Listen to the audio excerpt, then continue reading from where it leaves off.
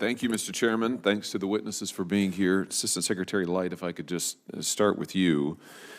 In the years leading up to Russia's invasion of Ukraine, almost a year old now, many European governments prioritized what they called the climate objectives. I'm not sure that their policies actually improve their environment, but that was their surmise, climate objectives over energy abundance.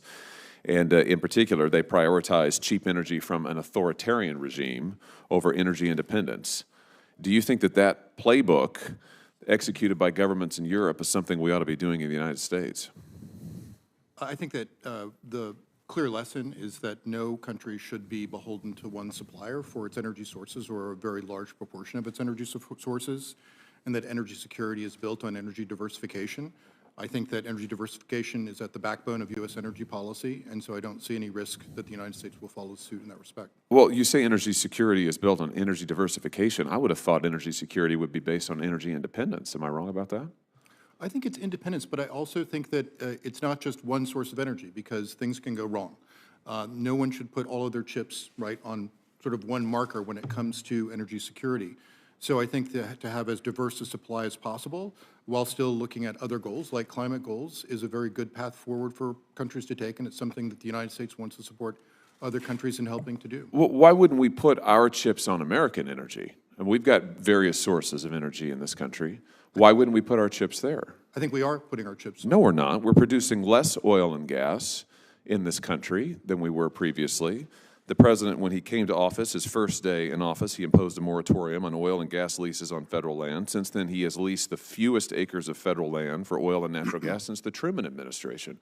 Why are we shutting down American oil and natural gas production, taking away American jobs, and making ourselves more dependent on foreign sources of energy? I don't understand this policy. Well, the U.S. will produce a record amount of both crude oil and natural gas in 2023, even higher than the spikes pre-COVID levels.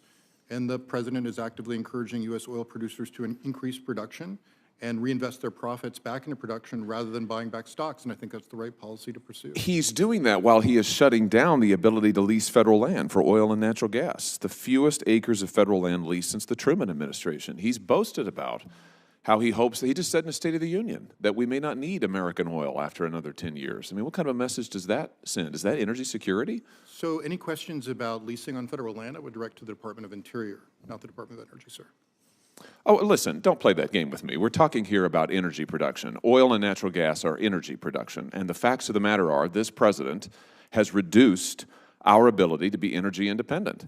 And you're sitting here telling me that that increases our energy security. It looks just the opposite to me. It seems to me that the cameras switch on. Today's hearing just exploded into one of the most intense energy policy debates we've seen all year, a fiery face-off over American oil, global dependence, and the looming threat of China's energy dominance. What happened in this room has massive implications for your wallet, global security, and the future of U.S. power.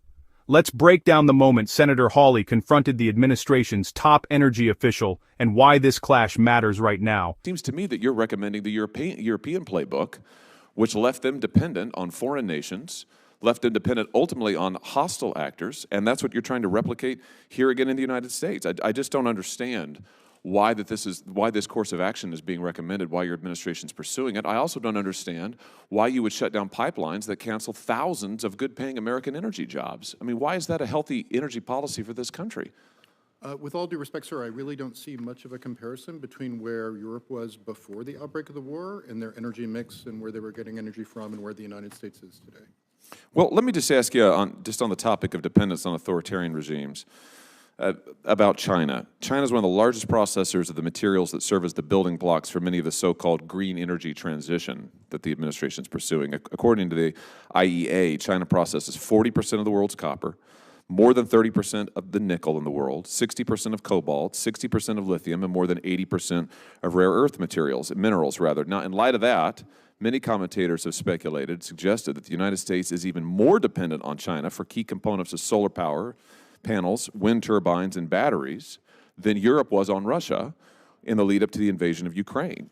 So I say again, in light of all of that, don't you think that this administration's climate agenda is making us more dependent on China while we lessen our reliance on our own domestic energy sources?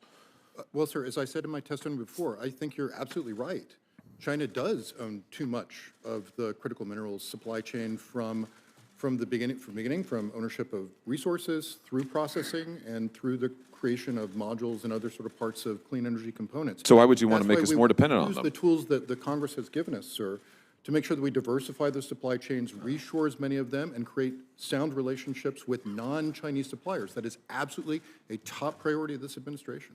For heaven's sake, here's what you've done. You came to office.